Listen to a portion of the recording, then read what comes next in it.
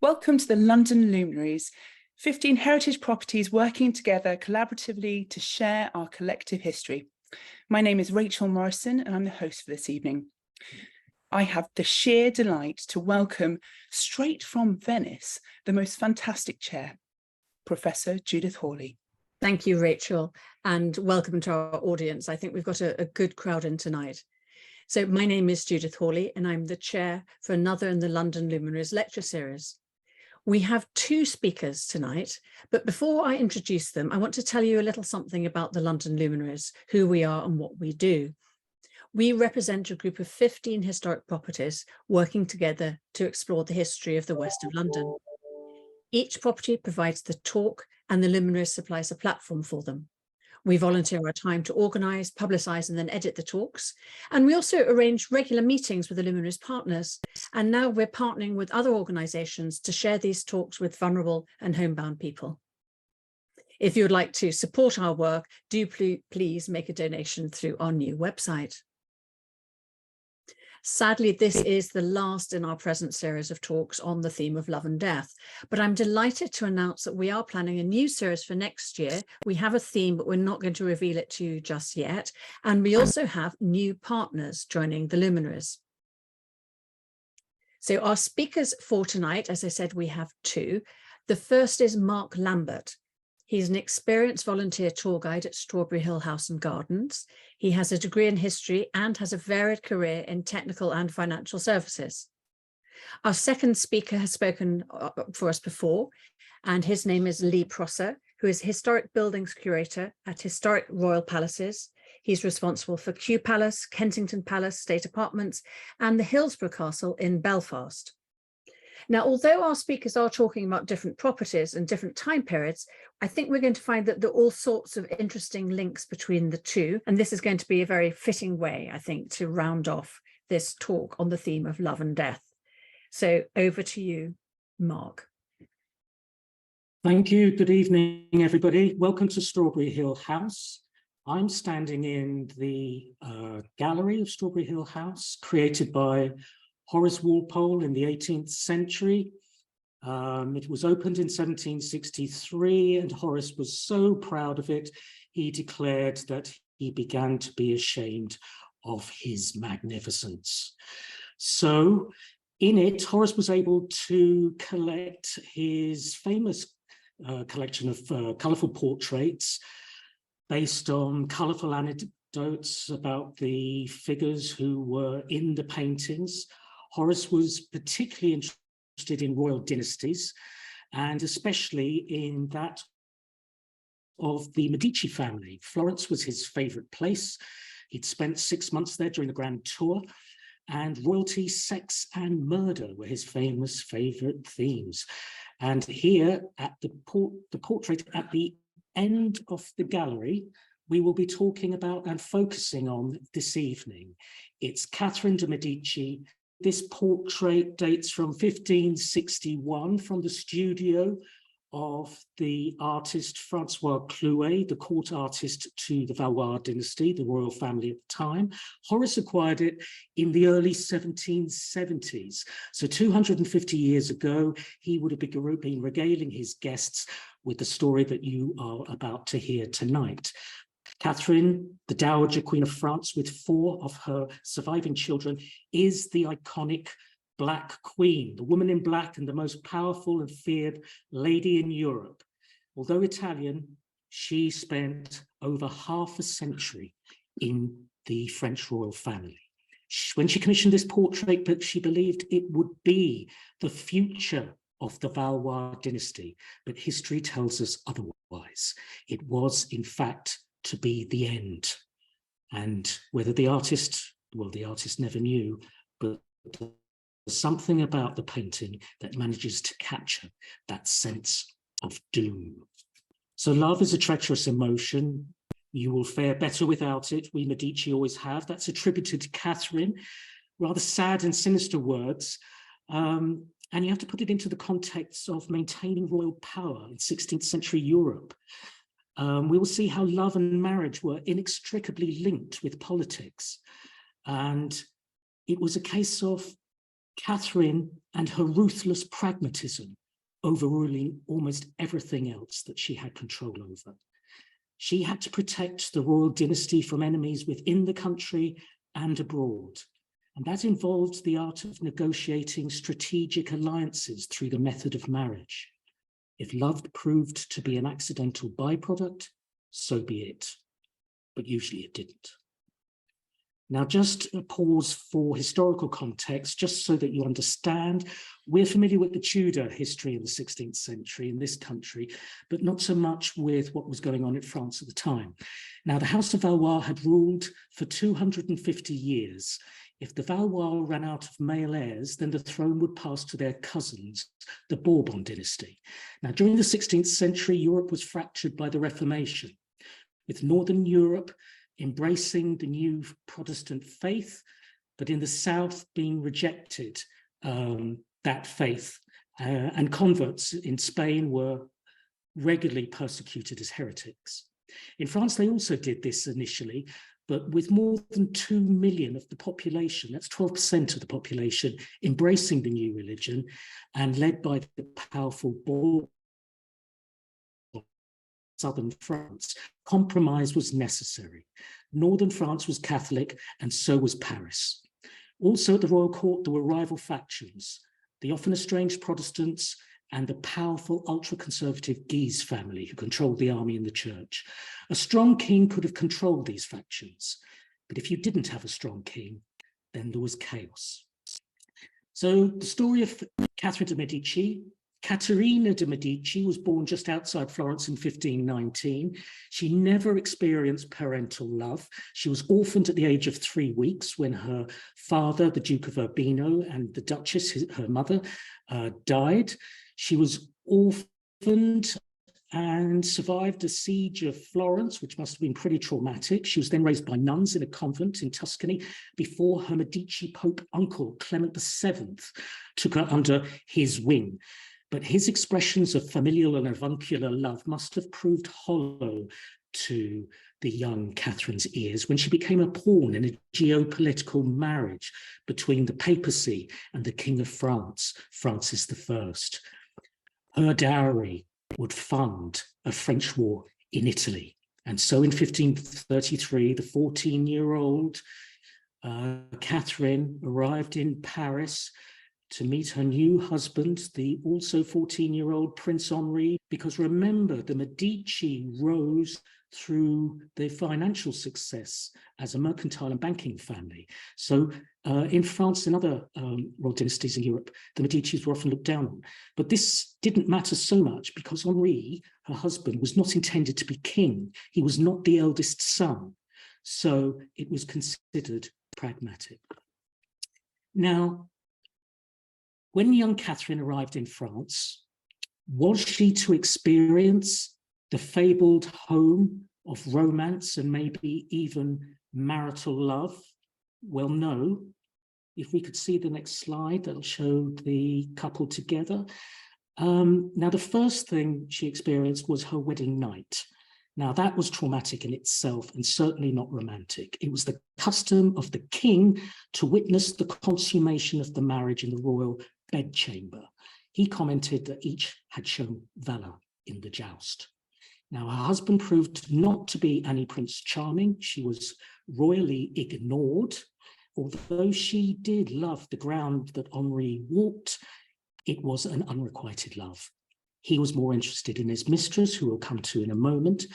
But Catherine became vulnerable when the Pope suddenly died because the dowry suddenly vanished. And that meant that the king could no longer afford his Italian war. Intelligence and her ability to keep up with the king at the royal hunts by introducing the side saddle to the French court, which was a new innovation. Now, things became even more dangerous when, at the age of 18, the eldest son, the Dauphin, actually died. That meant that Henry was now due to be the next king. So she needed to produce heirs and sons. And for 10 years, she had been unable to do this. So she was in danger of having her marriage annulled and being repudiated. She, in a panic, went to the royal experts on sexual affairs at the court, a very newfangled science. They examined Catherine and her husband and discovered that there was a sexual anomaly, which meant that she would have to master a particular position in order to conceive. Once she did that, she produced 10 children in 12 years. So it just shows you it's worth persevering with the kind of things. Now, in 1547, the king died and her husband was there, the new king of France on and Catherine was now Queen Consort of France, but in name only. King Henri loved his older mistress, the jewel of the court, Diane de Poitiers, a great beauty, experienced in love and life, and mentor to the young king, who loved her obsessively, deluging her with treasures, royal jewels, influence, even decorating the royal palaces with the H&D emblem. It was basically a time of humiliation for Catherine, as she pointed out, and this may sound familiar to you, there were 3 of us in this marriage. Stoically, she endured. She was pitied, she was ignored, she was constantly pregnant, and she wrote that no wife who loves her husband has ever loved his whore. But her time would come, tragically. In 1559, at the age of 40, Henri the King decided to celebrate a royal wedding with a joust, his favourite occupation. And Catherine's premonitions warned him that it was not that he should do, it was dangerous. He brushed her aside, and her premonition proved correct. When the champion jouster charged the king, the lance broke against the king's shield, shattered and pierced the king's helmet and splintered inside his eyeball socket in agony. And he cried for Diane of de Poitiers to nurse him, and Catherine refused, barred from the palace. And when the king died, she was banished forever and forced to give up her palaces and jewels. Catherine, her time was now coming. She was mother of the new king, the 15-year-old Francis II, and for 30 years, she would be the power behind the throne.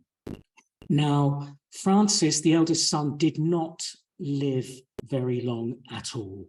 By the time he was 16, he was dead from a tumor behind his ear, and he died weak, sick, and the throne passed to his next brother.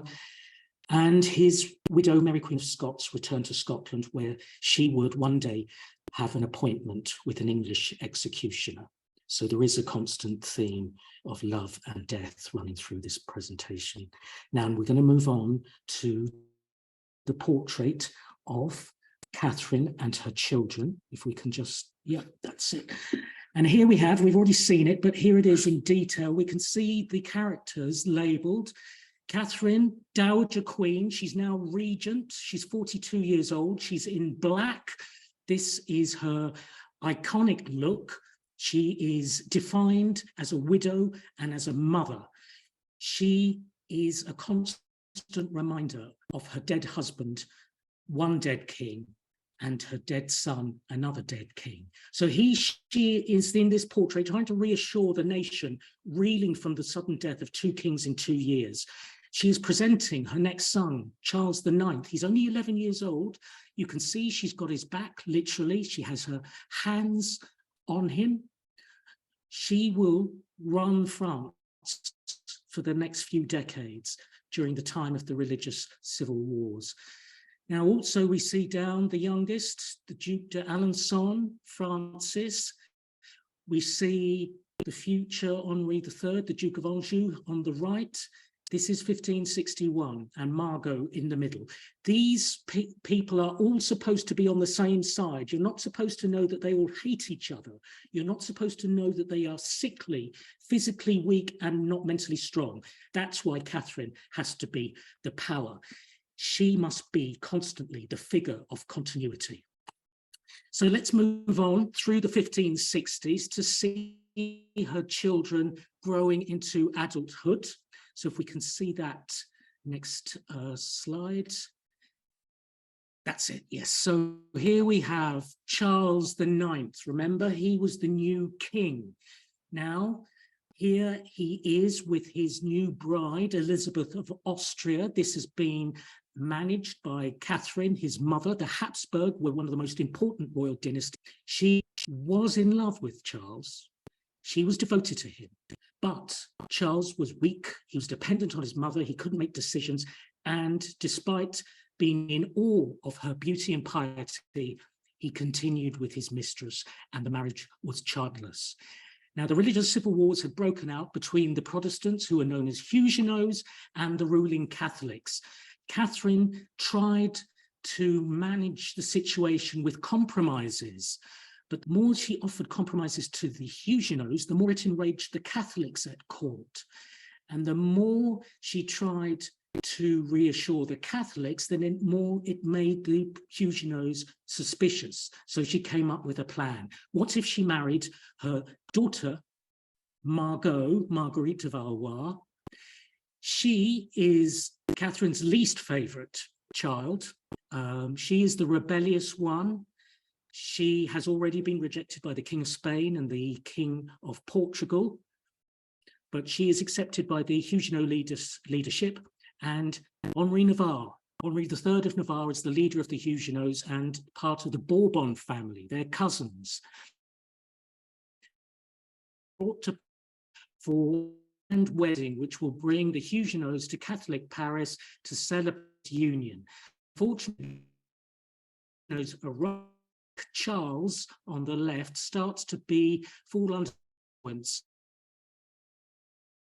Catherine panics with the conspiracy of her other son, Henri III. They planned the St. Bartholomew's massacre. It's supposed to be a precision assassination of the leadership, but because Charles cannot control the mob, it becomes a complete slaughterhouse. 3,000 men, women, and children are slaughtered in the streets of Paris, and it stains forever the reputation of Catherine and the Valois dynasty. Henri actually survives and is imprisoned and then escapes, and Margot will rejoin him because Catherine is running fast out of sons. Francis, the Duke of Alençon, you see here, the youngest, he becomes a hunchback dwarf after contracting smallpox. He's sent to England as a marriage suitor to Elizabeth I. He's rejected. He returns to France. He suffers consumption and dies at the age of 28, leaving Henri III, Catherine's favourite, the last hope for France. Handsome and healthy, but a transvestite psychopath who loses control of France and becomes the least favourite of all the French kings, the Prince of Sodom, the king of the island of Hermaphrodites. His debauchery alienates the whole of France. He's paranoid, he loses control, Paris revolts, and he is assassinated. By now, Catherine has given up on maintaining the Valois dynasty. It's all over, and 300 years of Valois rule ends. Henri Navarre becomes the new until he decides to convert to Catholicism, and he is also assassinated, so nobody gets out of here alive. It's one story of continued bloodshed, and now I'm going to conclude. Although Catherine's life work ended in failure, with the Valois dynasty extinguished for 30 years, using courage, cleverness, and diplomacy, she steered France and her family through uncertain times. Catherine, a devoted wife, widow, and mother. If she was not loved, she would at least be universally respected or feared. A remarkable woman for extraordinary times. Is love a treacherous emotion? You decide. Thank you. Well, I think after those ghastly Valois, we ought to bring this back to a bit of moral rectitude with the Georgians.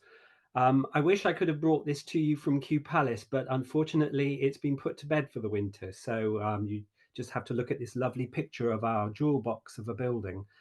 And I'm very fond of Kew because I think that Kew Palace is in a unique position to tell the story of intimacy, of family life, of love, of death, and the vicissitudes of a tight-knit family like no other royal palace in London. And of course, it's a very unpalatial place. But next slide, please. We have to remember that it was once just a component of a much larger whole, that the gardens formed a royal pleasure ground with lawns, wildernesses, and ornamental buildings in abundance as a venue for exercise, for privacy, for disport and relaxation. This absolutely wonderful view, which really evokes that period. Next slide.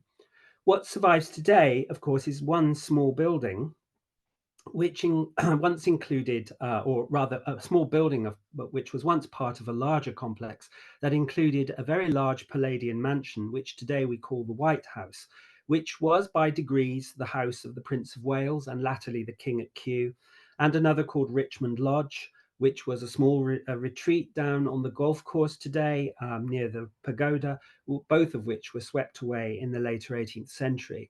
And if we look at the next slide, we can see some idea of that complex and what it looked like in this imaginative view from the air. So you can see the surviving block of Kew Palace there just at the top right, with the royal kitchens just off centre to the left, and the small cottages adjoining being the only buildings that survive from what was clearly a complex which housed various royal children and members of the royal family.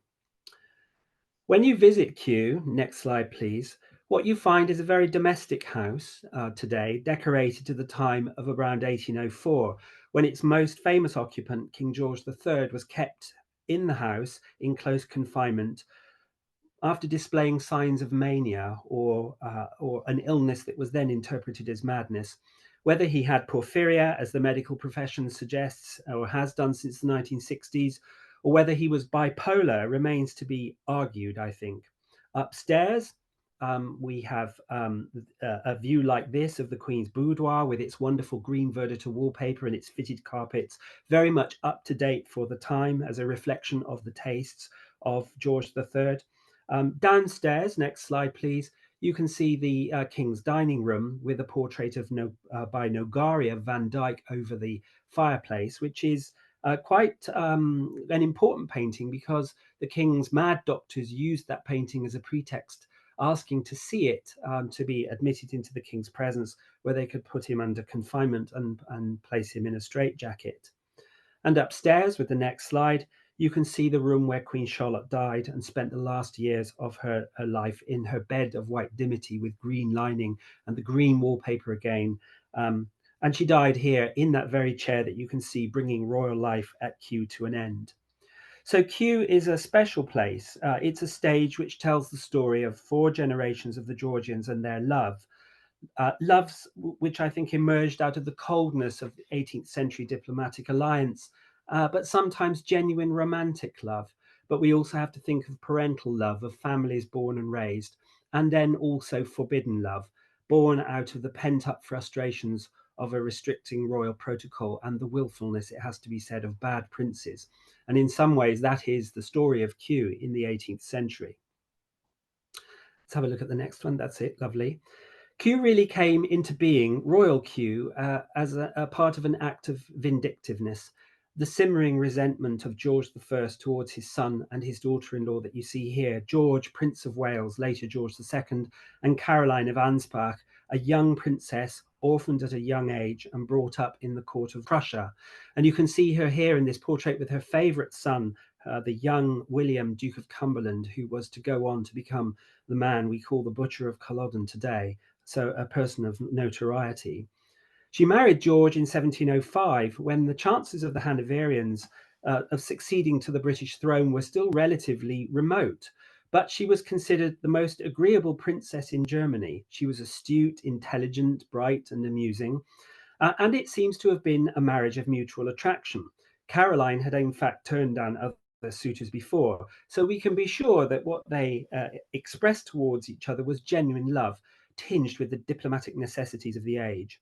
But once in Britain, George and Caroline's relationship with their father and father-in-law soured very quickly. And in 1717, George and Caroline were thrown out of the royal palaces, actually evicted. And the king took control of their 3 daughters and their baby son, who was taken to Kensington, where he wasn't looked after very well and actually died. So they were forced to come to Richmond to seek a modest little house to live in reduced circumstances. But they made the best of it. And we know that they had a close family life, going to the theatre and using the gardens for recreation. And for Caroline, this was a wonderful opportunity to indulge in one of her first loves, that of gardening. So I think we owe a great debt of gratitude to Queen Caroline. Next slide, please. Once they succeeded to the throne, their life at Kew continued, and this portrait by William Hogarth, which was actually an attempt to get into the good books of the King and Queen, although they never actually took Hogarth on and paid him for any more paintings, shows something quite extraordinary in the British royal family, which is one of the first evocations of the nuclear royal family that we still recognise today. So you see them here sitting at Kew under one of the ornamental buildings with the King and Queen there on the left, the children playing, the three daughters, and the new Prince of Wales on the right-hand side. And I think that Caroline's interests and intelligence really contrasted with George's boorishness. They were a marriage of pure opposites, but somehow it worked. At Kensington, the Royal Menagerie, for example, had snails and tortoises for the king, but Queen Caroline had civet cats and tigers. And I think that's a really good metaphor for the way that they lived their lives and the personalities that they were. When they succeeded, Queen Caroline took out a lease on Kew Palace in 1728, while the Prince of Wales, now brought over from Hanover, occupied the White House. And so we are introduced to another charming couple we see in the next slide, Frederick, Prince of Wales, and Augusta of Saxe-Gotha, a prince who is almost unknown to us now, his doting and interesting wife, the king and queen perhaps that we never had. Lady Bristol described him as the most agreeable young man it is possible to imagine, but he remains a figure to whom it is very difficult to get close even today. In 1736, he married Augusta of Saxe-Gotha, and it seems to have been a love match from the outset. At one point, he addressed a poem to her, which is really tender. And he says, "That grace with which you look and speak and move, that thus has set my soul on fire." But their life, just as their parents had been, was set against a backdrop of souring relationships, this time with Queen Caroline. In 1737, after the prince and the princess defied the king by having their first child at St. James's Palace, in fact, Augusta, already going into labour, was whisked away from Hampton Court to have the baby out of the protective custody of the king. They were banished, just as their parents had been. The Queen wrote Lord Hervey, wishing 100 times a day that the prince might drop down dead of an apoplexy, cursing the hour of his birth and declaring that she grudged him every hour that he continued to breathe. But Frederick's world at Kew was a great story of family fun, entertainment, and being kicked out of the royal family, or the royal palaces rather, enabled him to live the life of a family man, a country gentleman, where he continued to have children. Lady Anne Irwin said that at Kew he passes his time wholly with his family, whom he treats in so obliging a manner and with such an easy familiarity as makes the attendance very agreeable. In 1740, his eldest daughter had her 3rd birthday party at Kew with a masque and a specially composed song which we know today as Rule Britannia. At the White House, there was an attic observatory, a fireworks factory, a planetarium, and Frederick and Augusta instilled in their children a love of all things curious and scientific by visiting manufactories and silk weavers. John Desaguliers gave daily lectures on astronomy and experimental philosophy, and the children put on performances of plays and had conjurers. They played cricket and rounders, and they had parrots in their bedchamber. Most famously, Alexander Pope gave the prince a puppy, which had a collar inscribed, "I am His Highness's dog at Kew. Pray tell me, sir, whose dog are you?" What could be more idyllic? And underlying all of this, I think, was the love that he held for his wife. But it was to be short-lived, and in March 1751, after exerting himself and spending a day working in the gardens at Kew, Frederick caught a chill which turned into pneumonia, and he died prematurely in his early 40s. If we have a look at the next slide, we see Augusta alone immediately after Frederick's death. When he died, she was already pregnant with her 9th child, I think it was, And she is seen in this portrait by George Knapton with Frederick looking down, the dead Frederick looking down at the children, and Augusta now with the responsibility of this family. Caroline Matilda, the young baby there, was to have a very ill-starred fate of her own, being married off to the mentally unstable King of Denmark, Christian VII, and becoming embroiled in an affair at the Danish court, being divorced, exiled, and dying of scarlet fever at the age of 23. It was one of the first of these scandals which was to dog the royal family later on. But I think that the image by Knapton shows a continuing family idyll, and Augusta continued to instill a love of botany and an interest in all things scientific. And this she passed on to her eldest son, George, Prince of Wales, whom we see there looking at a map with his brother dressed in blue. George III, the mad king, Farmer George, the man who lost the Americas, I think more a person of great integrity, aware of his own limitations, and who we can see was nurtured in the loving bosom of Kew through the efforts of his mother and father, and is most closely expressed in this picture that we see now. The next slide, please. Of the young George III playing at soldiers under a couple of chairs, providing an insight into the carefree life of a royal prince at Kew in the mid-18th century. When his father died, George was 13, and he's said to have said, "I feel it here," pointing to his heart, "as I did when the workman fell from the scaffold at Kew." George was educated at Kew in traditional educational subjects, but also dancing and fencing. And under him and his mother, the gardens reached their zenith in the 1760s. His first years were triumphant. He had independence. There was national success in the Seven Years' War, and he was married to his own wife, Charlotte of Mecklenburg-Strelitz. In the next slide, we see a portrait of their wedding, painted by Sir Joshua Reynolds. Charlotte arrived, the king met her, and a day or two later they were married. But it turned out to be a marriage of great love and mutual attraction.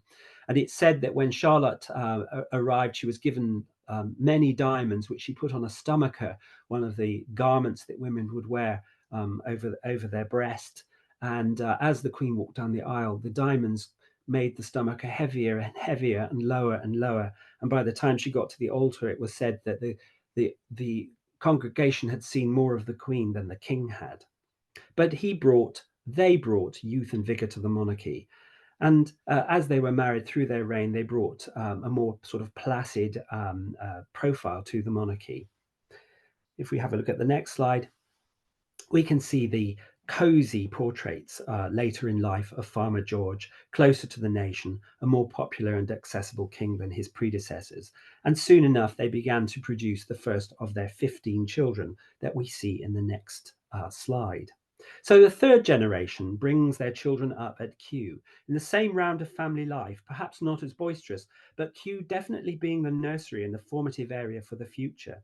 The young Prince of Wales, the future George IV that we see on the left-hand side there, was put into the hands of governors and lodged just as his father had been in Kew Palace.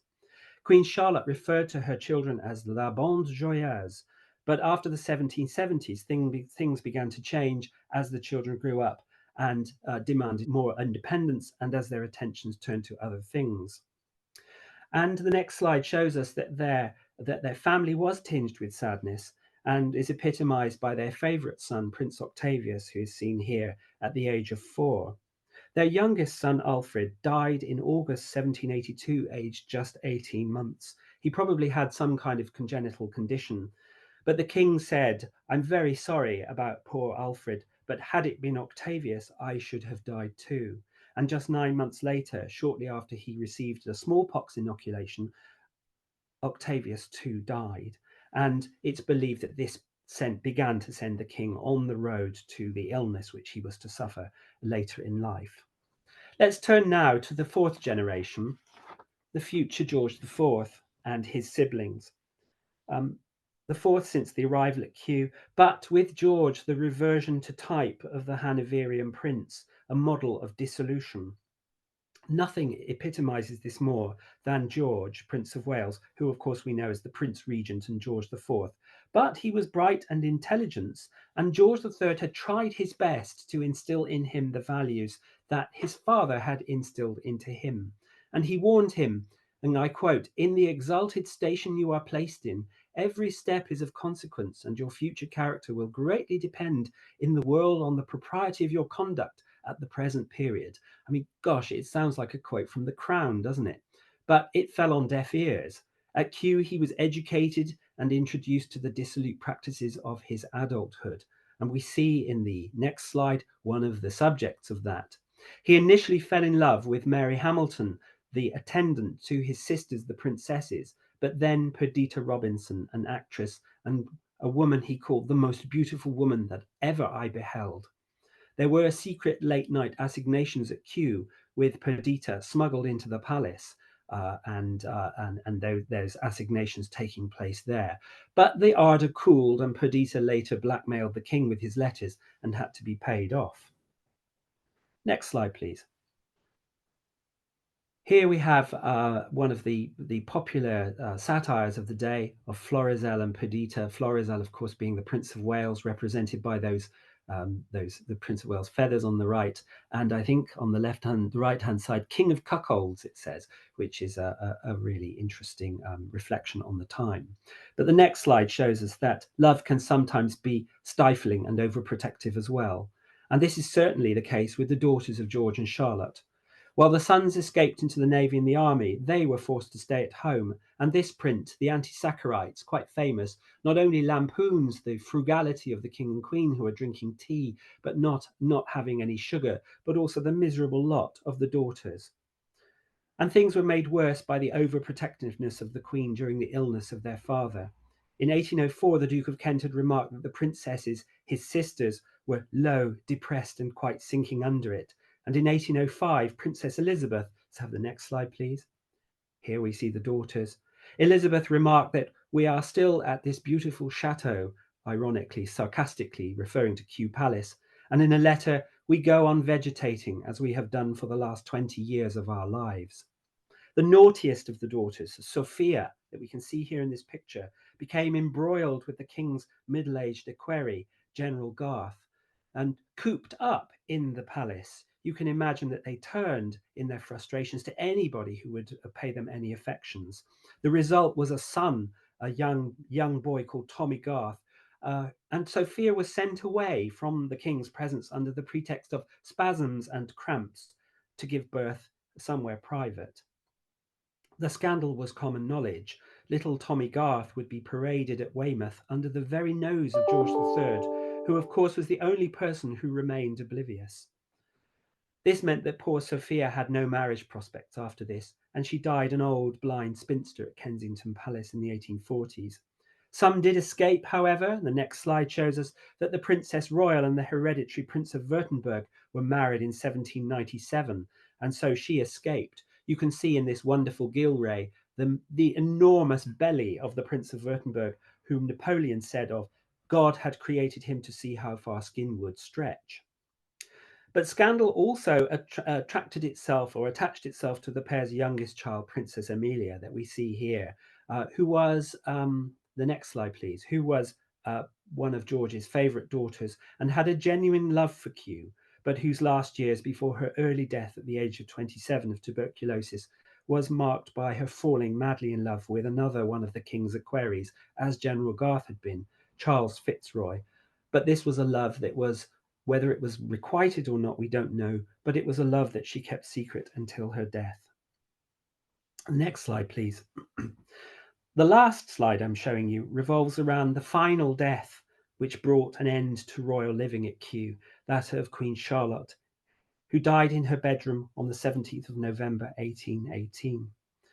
The weeks surrounding it represent the redeeming quality of George IV, I think, seen here, because previously he had been such a contemptuous figure, but had undergone a reconciliation with the king in 1804, which seemed genuine enough. And of course, there were his machinations over the creation of the regency. But what prince, I think, left so long without real political power would not crave the attention that he felt he deserved? The death of Queen Charlotte, of course, was attended by two more love matches, that of William, Duke of Clarence and Adelaide of Saxe-Meiningen, and Edward, Duke of Kent and his bride Victoire of Saxe-Gotha, who were married off very quickly in advance of the clearly dying Queen Charlotte. These were two more love matches which were celebrated at Kew. and gave birth in due course, of course, to the young and future Queen Victoria. Another story. But in her last days, we hear of the Prince Regent visiting his mother every day, providing her with a reclining couch and being doting and tender. Her daughters, Mary and Augusta, were with her, and George and his brother came just in time to see her die. Mary wrote that we had the consolation of seeing her expire without a pang and a sweet smile on her face. For me, perhaps this moment was the redemption of George IV, otherwise so repulsive, but actually a man of deep and genuine emotion, and at the end, a good son, I think. And I hope that this was Kew's influence, this was the nurturing value of Kew. But thus ended 4 generations of a family, with Kew the binding factor of their loves, their battles, their lives, and death.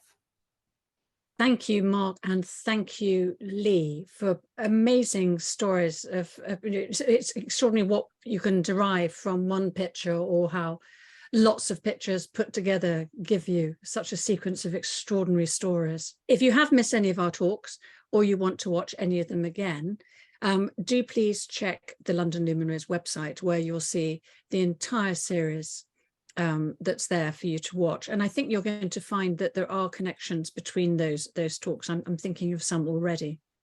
But I just want to end by thanking once again the people on the screen, lovely Rachel, dear Mark, and fabulous Lee. Thank you so much, and good night.